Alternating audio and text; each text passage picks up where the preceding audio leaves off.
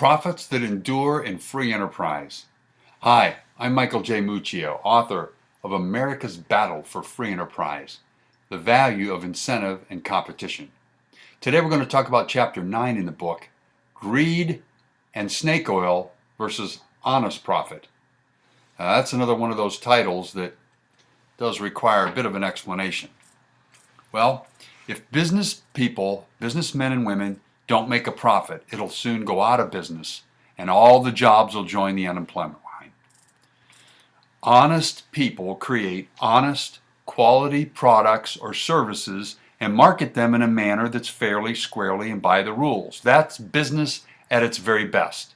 Their passion and their primary motivation are first and foremost for their products, their customers, their employees, and they do this with all of the energy within their being. They know if they keep their priorities intact, the money will follow in due time. Any good businessman knows that he believes in his vision and stays the course. Now, they courageously are the type of people that have a lot of courage. They take risks. They put their dream of quality, service, and customer first. They put that out there in the marketplace. And when an honest businessman makes an honest profit that grows their business, it provides jobs, it's great for the country. Now, in starting a new business, a businessman or woman must guard against letting any initial success go to his or her head. That's visible when business people take all the profits for their own personal desires instead of wisely saving for the proverbial rainy day and reinvesting the profits into growth and capital improvements in the business.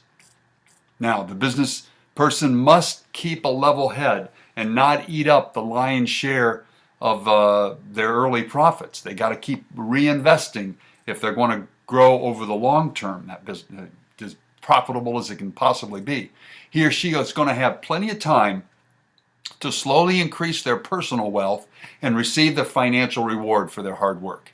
If they're just patient, they got to be smart, honest, and pursue greater levels of excellence and growth in their business. That's the way. You see, 90% of the new businesses fail. So I'm giving some pointers on how those businesses that succeed, how do they do it? Now, everybody would say what I'm saying sounds like good sound advice. The question is it happening?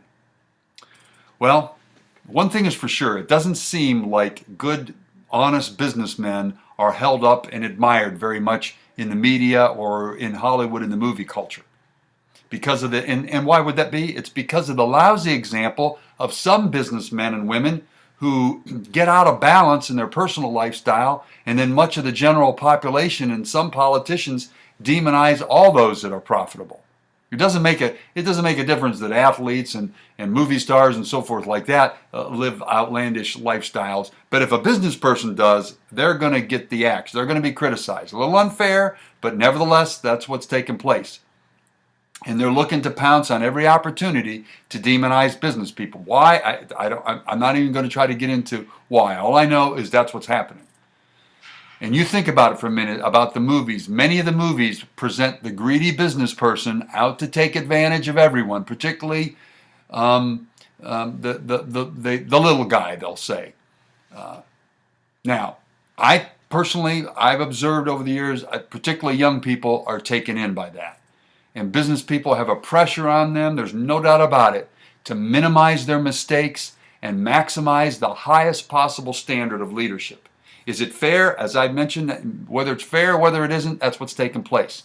The question is, it really comes into this whole business of class warfare. Class warfare is real popular because those who are uneducated are taken in by the rhetoric that pits the so-called greedy rich against the poor and unfortunate working man or working woman.